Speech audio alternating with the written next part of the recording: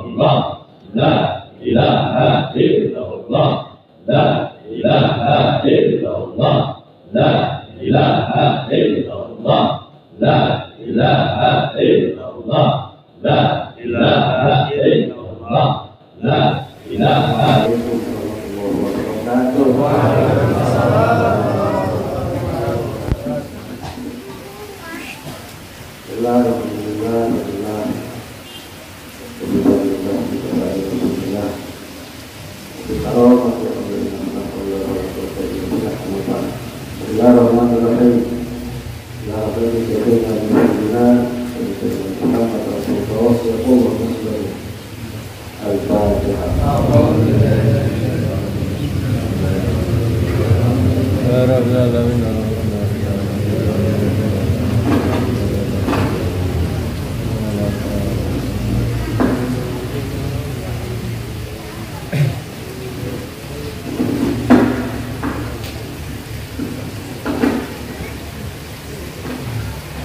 Guys, jelas. Hadapan yang mulia, seluruh ahli silsilah kami para hadirin yang syabali manusia, khusus ahli ulama, alhamdulillah, masa al-Bahas, al-Qutub, radhiyallahu anhu. Semoga kita semuanya mendapatkan cucuran bertahan perkara Allah sehingga orang-orang yang mendengar melihat kita bisa bersama-sama dengan kita untuk ikut menjadi pengamal dalam kemudian jiwa bagian pengurus sampai surga. Amin ya Allah subhanahu wa ta'ala. Yang mulia yang saya hormati Ketua dan Al-Khalis beserta yang seluruh keluarga.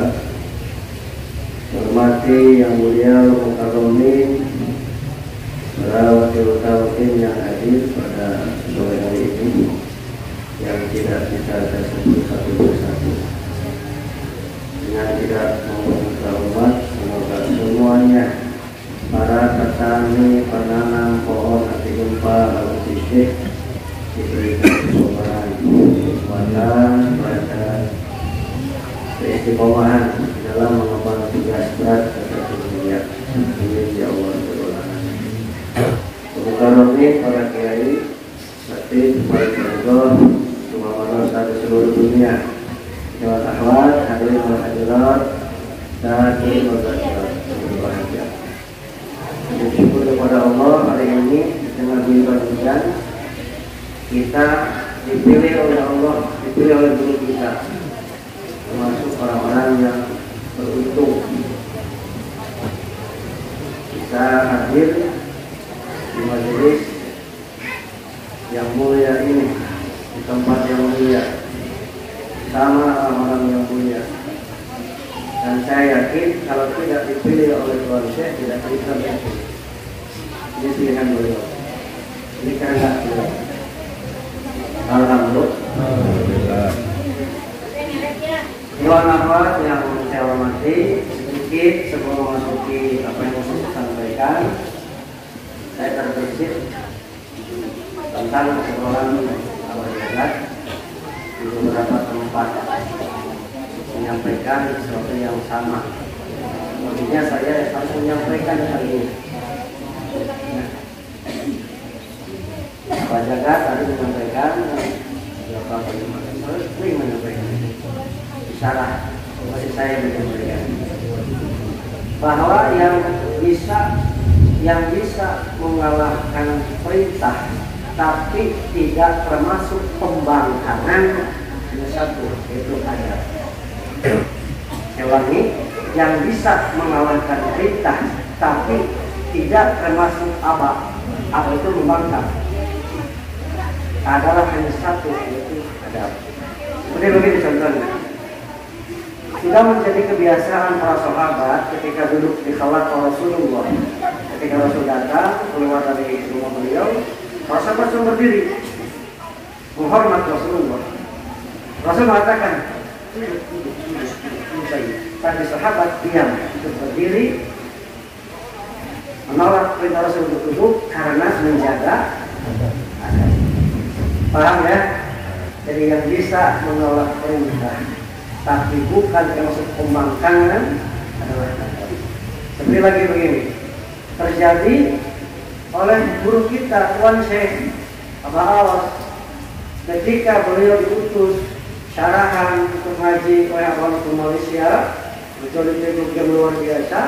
Di sana Abah Awas mengeluarkan statement yang di luar dugaan para ulama ketika itu. Abah Awas mengatakan di Malaysia, Abah Anom bagi saya adalah mujadid, sang pembaharu iman. Begitu. Kemudian Abah diinjak kakinya oleh Kiai Haji Zainal Abidin Anwar. Diinjak kakinya. Injak terlalu pagi. Kata Kiai Haji Zainal Abidin Anwar ketika Abah Awas mengatakan Abah Anom bagi saya adalah mujadid.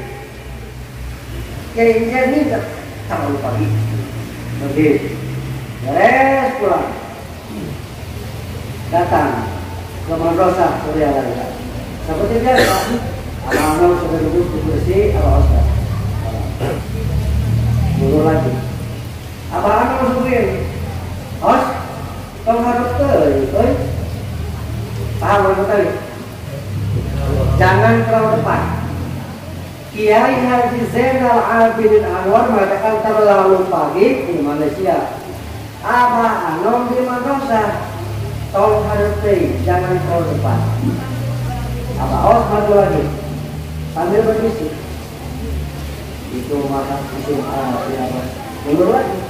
Itu hak saya Abah sebagai murid. Abah Anom coba di mana? Yang bahasa mana boleh? Ya sudah, di mana kamu saja. Paham nggak saya ini? Abang menolak. Abang mengatakan artinya abah itu sudah jauh di depan. Pada waktu itu tahun 80-an sudah berani menyatakan mursyid beliau Abah Anom, saya mursyidnya adalah mujadid. Tapi murid-murid yang katakan terlalu pagi. Abah Anom katakan tahun harus jangan ke depan. Tapi Abah dengan prinsip beliau sebagai murid yang beradab mengatakan itu hak saya Abah. Abah Anom sudah terserah kamu saja. Artinya ini mau kemana nih bawah sini? Begini, kita sebagai ikhwan kalau mengatakan Abah, saya mendapatkan begini kalau Abah. Kalau Abah mengatakan itu Abah Anom, Abah sepuh, itu mah ketabahan beliau. Paham? Bagi kita yang mengucurkan karamah, faidul barakah, faidul hikmah, semuanya adalah dari beliau, bukan dari orang lain. Apalagi bertuduh, bukan dari yang terdekat dengan kita. Di sini dijelaskan oleh Abah Anom di dalam Miftahul Sudur tentang fungsi silsilah. Fungsi silsilah salah satu di antara yang 7 itu jangan ya, salah satu juga 2 saja. Salah satu fungsi silsilah adalah sebagai mizanul fuyud. Kemudian sebagai al-hikmah, lautan hikmah, majra'ul hikmah min lautan Muhammadiyah, min amil Muhammadiyah. Fungsi silsilah itu adalah sebagai penyalur hikmah dari lautan hikmah kemuhammadan. Apa maksudnya? Apa maksudnya? Ini mohon maaf, ya. Kalau pendapat Anda berbeda, itu terserah. Karena isi otak orang berbeda-beda. Saya menafsirkan al-hikmah di situ adalah pengetahuan yang mendalam tentang ilmu Allah, bil khusus pemahaman agama. Makanya sanad mursyid sangat benar adalah hikmatul hukama. Seorang mursyid itu memiliki pemahaman ilmu Allah yang mendalam di antara sekian banyak orang yang ahli ilmu. Mohon maaf jika berbeda ya. Ini maksud pemahaman saya. Hikmah di situ adalah pengetahuan yang mendalam tentang ilmu Allah, bil khusus pemahaman ilmu agama. Makanya kenapa kita diwajibkan talab ilmu? Karena memang jatah umur yang diberikan oleh Allah kepada kita tidak akan cukup untuk mengkaji, memahami ilmu-ilmu Allah yang sangat luas dan sangat banyak. Inilah yang diberikan kepada Syekh Mursyid, dan Syekh Mursyid salah satu sebagai penyalur hikmah dari hikmah kemuhammadan. Contoh, kita sering mendengar raudhah, betul raudhah. Awal mula umum memahami raudhah ada satu tempat, mimbarna mimbar di wabibar, antara rumah dan mimbar di Masjid Nabawi adalah raudhah. Kalau hanya itu, kasihan yang tidak punya uang, tidak bisa merasakan raudhah. Kemudian para sahabat menyatakan tahap yang pertama, kalau qadim min hadati syekh, bahwa raudhah itu adalah majelis manaqibah. Dari mana? Dari hadis Rasul yang dimulai untuk alif ida marartum bi riyadil jannah farka'u. Jika kamu lewat ke taman surga, farka'u, duduk dengan senang. Kalau sahabat bertanya, "Mariyadil jannah ya Rasulullah, apa itu jannah?" Kalau Rasul jawab, "Khilaqu dzikri." Khilaqu dzikri awal mula menjelaskan adalah majelis zikir, termasuk manaqibah di dalamnya. Maka termasuk saya menyimpan catatan Abah Aos tentang kontraktor taman-taman surga. Di situ awal mula dijelaskan adalah bil khusus menuju kepada majelis manaqibah. Tapi semakin ke sini itu adalah namanya. Kalau jadi min hadrati syekh terbaru, ternyata raudhah itu bukan terbatas tempat. Dari mana? Abah sering menyampaikan, dimanapun kita duduk itu menjadi raudhah. Di motor kita duduk, motor jadi raudhah. Di mobil duduk, menjadi raudhah. Di tempat manapun kita duduk, menjadi raudhah. Ternyata apa disebut raudhah? Ruh yang sudah ditempati zikir, maka apapun yang nempel ke ruh itu menjadi raudhah. Ini pemahaman begitu. Ternyata ruh yang ditempati zikir. Sekarang itu ruh kita kesini bukan jasad yang membawa, tetapi ruh. Jasad itu nuturkan. Jadi kalau saya mengatakan ar-ruh imam, wal jasad tabi'uhu. Ruh itu pemimpinnya, jasad ikut. Kita kesini karena ruhnya sudah di sini, jasadnya terbawa. Nah sekarang ruhnya ditempati zikir, ruhnya ditalqin zikir. Karena talqin zikir itu menempatkan kalimat pokok Allah yang 3, yang 12 huruf, yang 4 huruf, yang 1 huruf ke dalam 3 lapis ruh, yang ruh itu dibungkus dengan jasad. Dimanapun jasad dia beraktivitas, di motor, di mobil, di kereta, di pesawat, di masjid, di saung.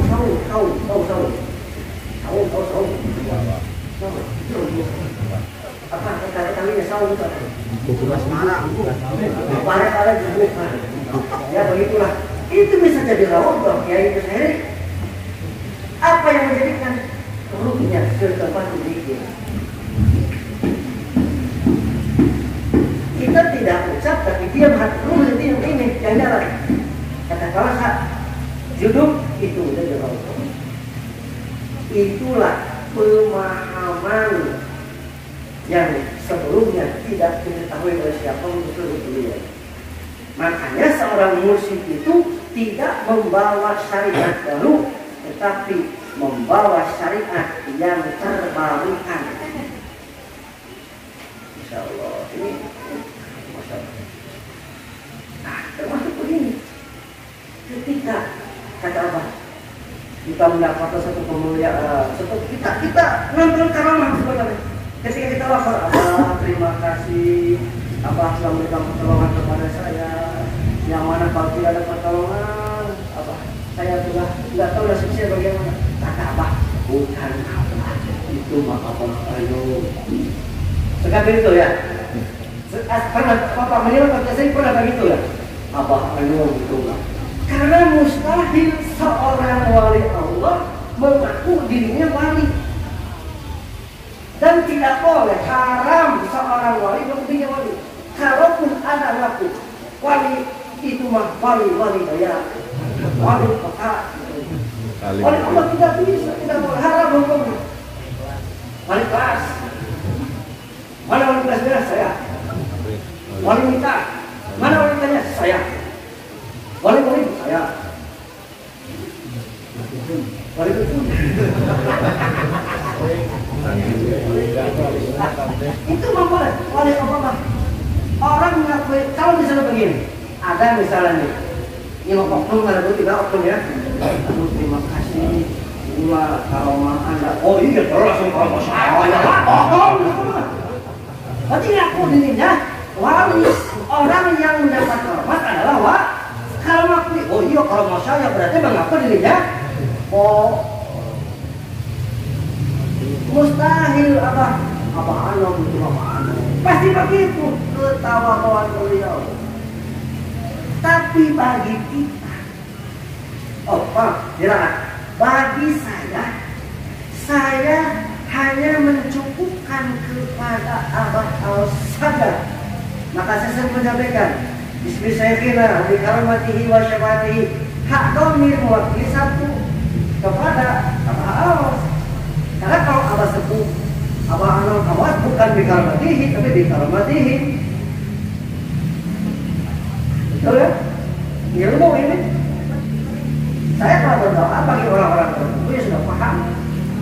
Saya selalu Bismillahirrahmanirrahim wa bikaramatihi wa syafatihi al-Fatihah. Karena bagi saya doa saya terlaku, Pak.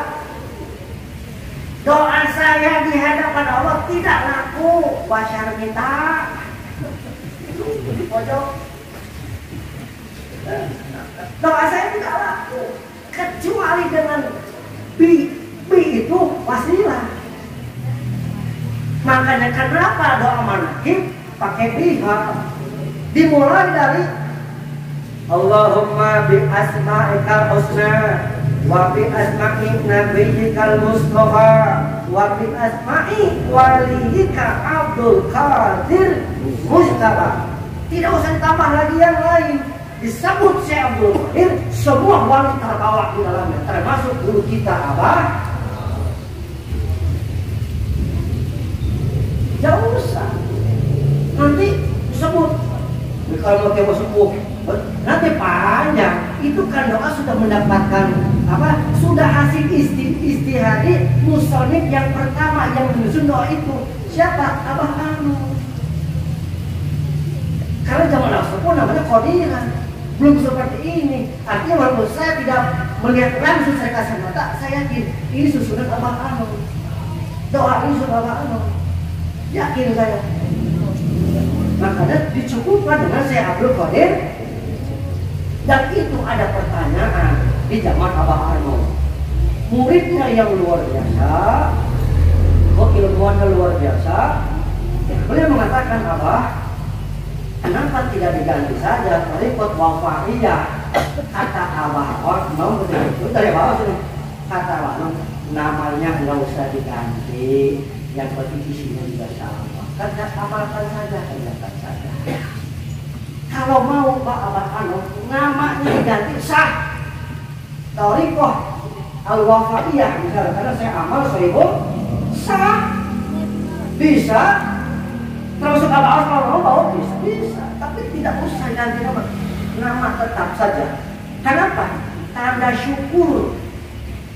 Tanda syukur orang yang pertama yang menciptakan amalan ini dan usul kepada Syekh Abdul. Walaupun kesininya ada pembaharuan dalam mekanisme di dalam kaifiyah, ada pembaharuan, ada. Contoh, nih biar paham. Di zaman Abah Anu syarat zikir cuma 3. Bi wudu tamim, sautin qawiyyin, bidolin, wudu yang sempurna. Kemudian suara yang kuat, pukulan yang terarah. Cuma segitu. Tapi Abah sering menyampaikan, zikirnya mesti banyak, matanya mesti benar. Kita Ikhwan TKN Pondok Pesantren Suryalaya diajarkan oleh Syekh Abdullah Mubarak bin Muhammad 40 tahun sebelum Indonesia merdeka diajarkan merem tidak tidur, merem dipakai dikir. Semua suka merem, semua juga suka dikir, tapi dikir sambil merem makanya hanya setelah ketemu talqin dikir, thariqah, qadariyah, naqsabandiyah, pondok, pesantren, surya. Betul apa betul? Betul. Semua orang suka jok Sunda nama tanah osok, tumpul osok. Tanah itu menada nunduk, tapi nunduk sambil merem dan dikir hanya sekarang ditahan. Cuma suka, nunduk suka, tapi merem. Pengadah, nunduk, dipakai dikir hanya setelah ditalqin oleh semuanya. Artinya abang menambahkan jangan malas gerak. Saya Bapak melihat jangan malas gerak, karena gerakan ini adalah untuk meraih keberkahan sarafin. Haram kata dawahid, tujibu barak kata sarafin. Jangan malas gerak. Itu abang saya menyampaikan jangan malas gerak. Dikirnya mesti banyak, coba banyak. Dari mana? Itu sindiran sebenarnya Pak. Kata abang kan begini, dikir 165 itu khusus untuk orang yang dompetnya sudah tebal. 165 itu dompetnya sudah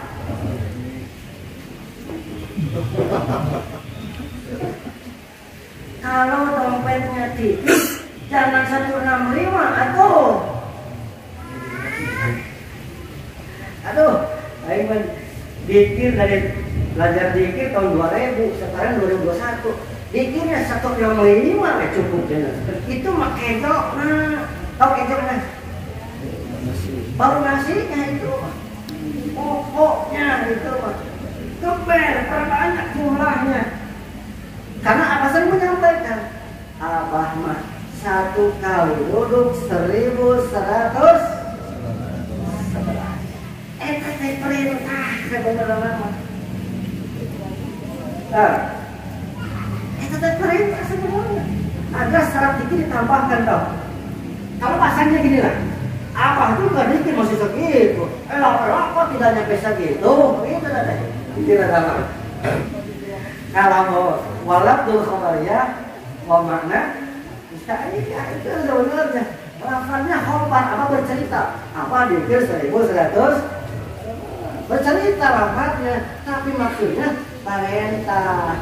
Kita sekarang ini karena yang kita hadapi sudah zamannya berbeda, kebutuhan semakin banyak, maka kalau dikirnya hanya 165 peot, emang dikirnya peot, tahu peot? Gak ada giginya ya teman, pasti banyak pas sekali dikirnya. Teknologi kalau kita tidak bisa membentengi hidup kita, karena tantangan hidup semakin. Maka jangan dikir ini solusinya. La ilaha illallah. Itu tepat. Kalau bangsa Abah sedang bicara, kita memohon kepada Allah, ya Allah, berikanlah kepahaman kepada saya. Jangan dengan ini saja. Tapi mesti dengan ini nangkapnya. Karena kalau yang ini masuknya ke sini nanti. Omongnya nulis Bapak ini yang banyak memikirkan utang, cicilan, ini barcode, karena tahu barcode? Loading, bisa tulis loading. Pertanyaan ini, saya ngajak diri saya sendiri ini mah ya.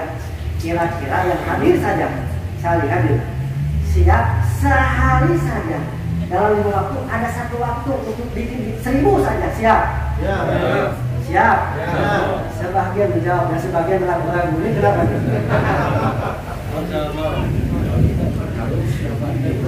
Aduh.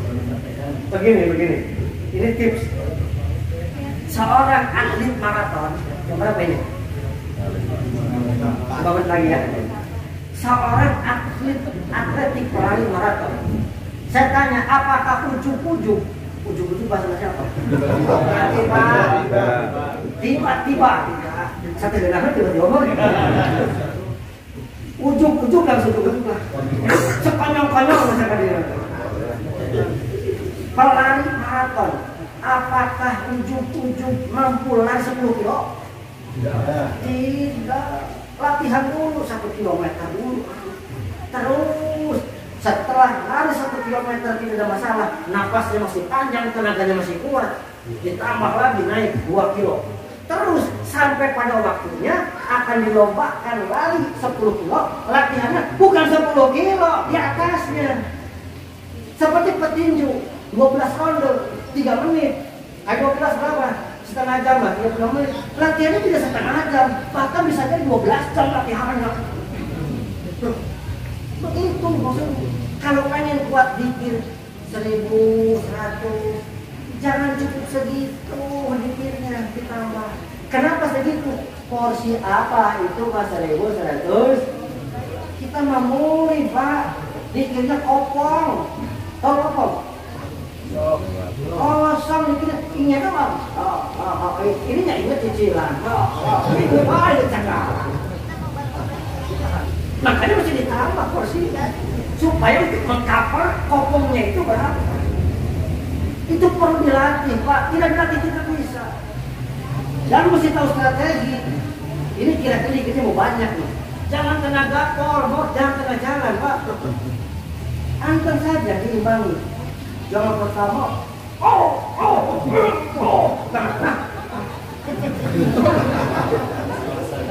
biasa saja kali, seperti maraton. Sudah setengah jalan, baru dipacu. Kenapa begitu? Strategi dipasang.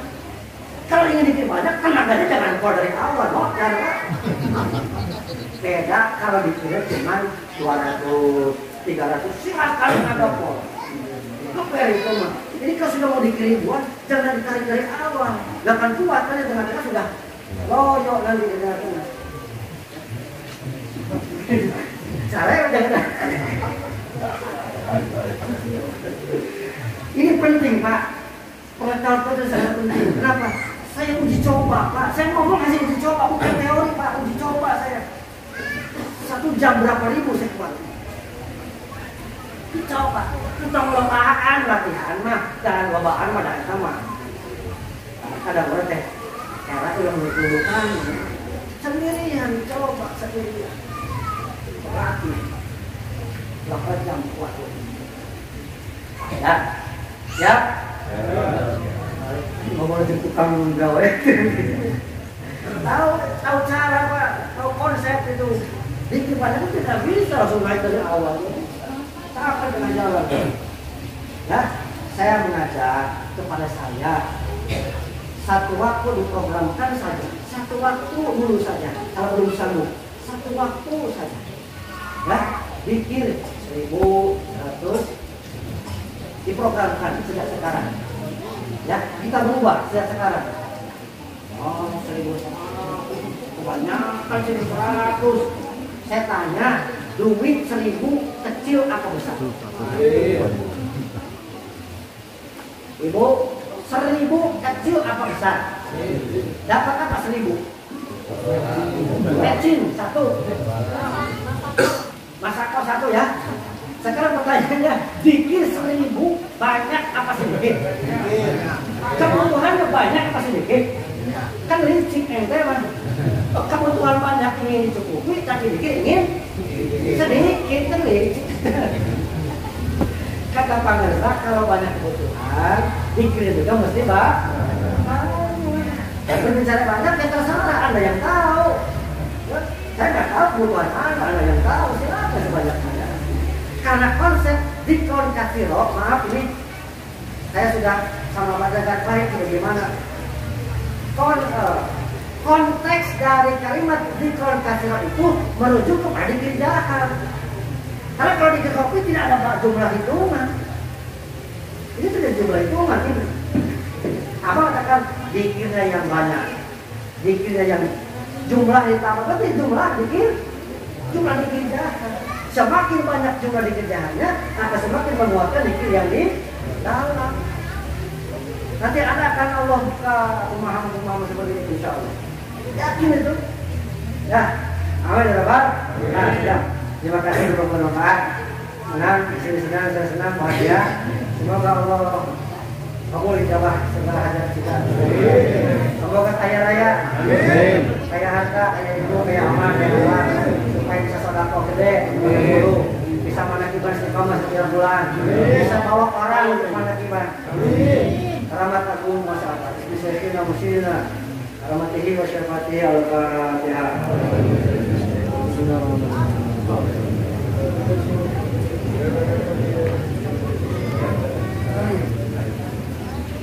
Terima kasih, mohon maaf. Assalamualaikum warahmatullahi wabarakatuh.